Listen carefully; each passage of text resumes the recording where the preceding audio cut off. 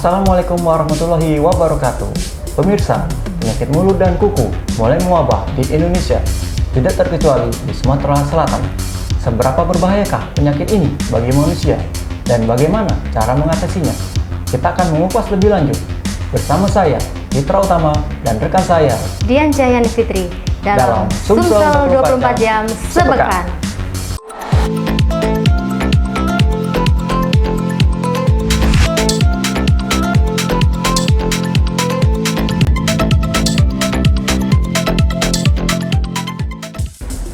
Penyakit mulut dan kuku pada hewan ternak di Indonesia sudah tersebar di 15 provinsi. Totalnya ada 3,9 juta ekor ternak terjangkit penyakit ini dengan tingkat kematian 0,36%. Sementara di Sumsel rekan itu ada 1.281 ekor sapi yang terpapar PMK. Seperti ini kata Menteri Pertanian Syahrul Yassin Limpo dalam rapat dengar pendapat dengan Komisi 4 DPR Senin 23 Mei yang lalu. Nah, tapi itu menurut data per 17 Mei 2022. Tuh. Di 15 provinsi ini sebanyak 13,8 juta ekor, sedangkan jumlah ternak yang terdampak itu ada sebanyak 3,9 juta ekor. Oke, jadi rinciannya itu ya. Di situ ada Aceh 47.802 ekor yang terjangkit PMK. Kemudian Bangka Belitung 10.347 ekor, ya. Lalu Banten 678 ekor, kemudian Daerah Istimewa Yogyakarta 55.490 ekor.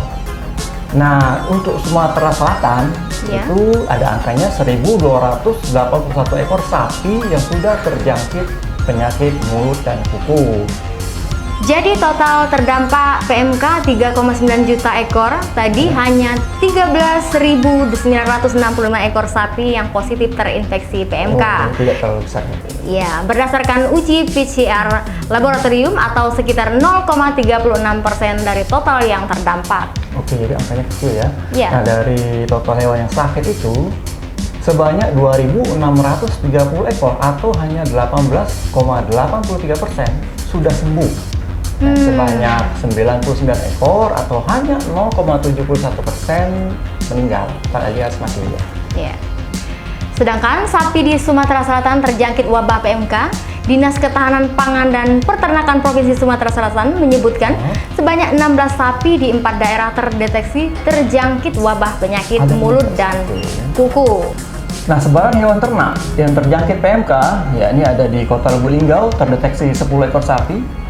Kemudian di Kabupaten Musirawas ada 4 ekor sapi, ya, dan masing-masing 1 ekor sapi di Kabupaten Ogan Ilir dan Ogan Komering Ilir. Begitu kata Kepala Ketahanan Pangan dan Peternakan Sumsel, Ruzwan Effendi, pada Kamis yang lalu.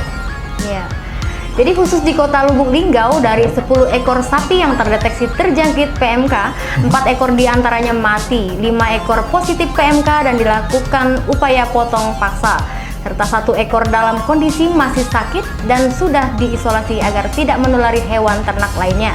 Sedangkan 4 ekor sapi di Kabupaten Musirawas telah dilakukan upaya pemotongan paksa, serta 2 ekor di Kabupaten Ogan Ilir dan Ogan Komering Ilir sedang diupayakan pengobatan dan isolasi agar tidak menulari hewan ternak lainnya. Begitu. Oh gitu ya. Jadi apa sih PMK itu pertanian apa tuh?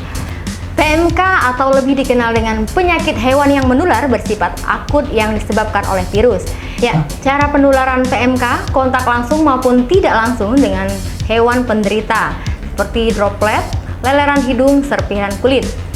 Itu juga bukan terjadi dari vektor hidup seperti terbawa mobil, angkutan, peralatan, alas kandang, dan lain-lain, atau tersebar melalui angin maupun daerah beriklim.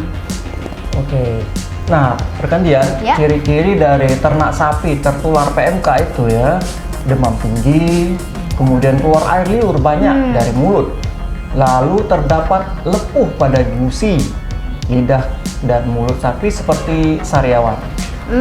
Jadi begitu ya? Iya.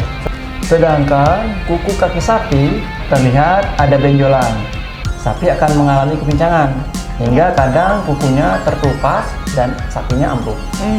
Ternak sapi gemetaran atau tremor, dan terjadi kalau pada hewan muda bisa mengakibatkan kematian atau angka kesakitannya bisa mencapai 90 hingga 100%. Jadi benar-benar menderita sapi itu kalau dia di usia yang muda. Betul.